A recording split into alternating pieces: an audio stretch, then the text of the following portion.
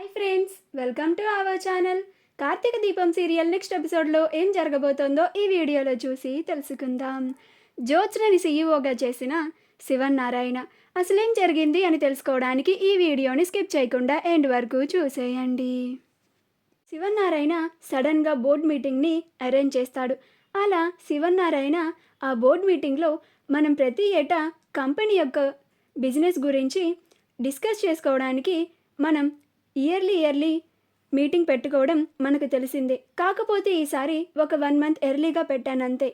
నేను ఈరోజు మీకు నేనేం చెప్పబోతున్నానంటే, ఇప్పటి వరకు మన కంపెనీకి సీఈఓగా మిస్టర్ కార్తీక్ ఉన్నారు.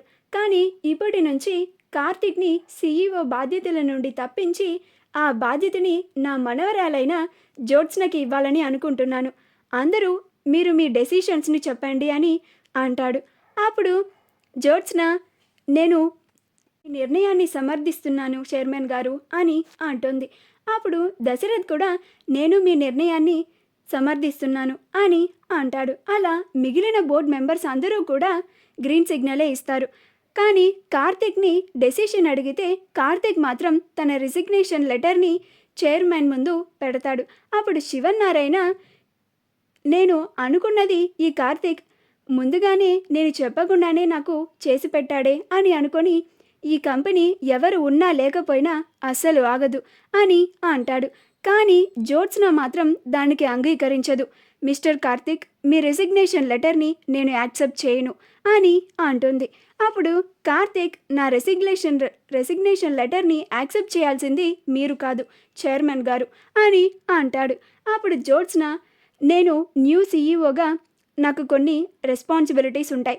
అందులో మీ రెసిగ్నేషన్ లెటర్ని నేను యాక్సెప్ట్ చేయను. నేను మీతో ఫర్దర్గా డిస్కస్ చేసి ఆ తర్వాత మీ నిర్ణయాన్ని బట్టి అది యాక్సెప్ట్ చేయాలో వద్దో అది ఆధారపడి ఉంటుంది అని అంటుంది.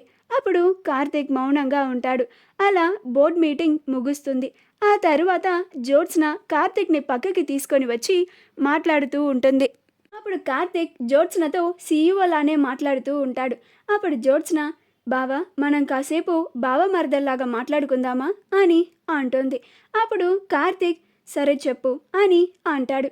అప్పుడు జ్యోత్స్న, తాతయ్య నన్ను సీఈఓగా చేస్తే నేను దానికి ఒప్పుకుంది నీకోసమే.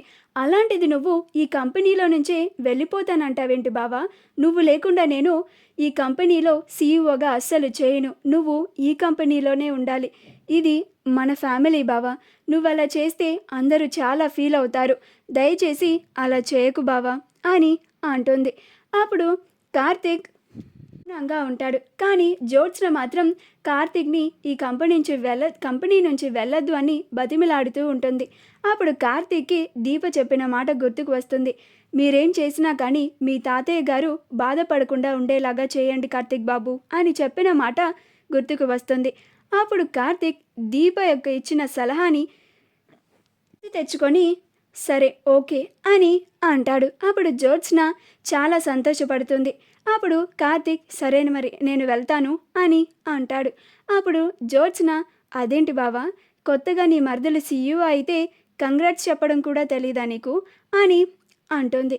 అప్పుడు కార్తీక్, సారీ, కంగ్రాట్స్ జ్యోత్స్న అని అంటాడు. అలా సీఈఓగా అయినందుకు కొన్ని జాగ్రత్తలు, ఇలా డెసిషన్స్ని తీసుకోవాలని కొన్ని సలహాలని ఇస్తాడు. సరే, ఆల్ ద బెస్ట్, నేను వెళ్తాను, బాయ్ అని అంటాడు. అప్పుడు జ్యోత్స్న, సరే బావా అని అంటుంది. మా వీడియో కనుక మీకు నచ్చినట్లయితే లైక్ చేయండి, షేర్ చేయండి, మా ఛానల్ని సబ్స్క్రైబ్ చేసుకోండి. పక్కనే ఉన్న బెల్ ఐకాన్ని క్లిక్ చేయడం మాత్రం మర్చిపోకండి.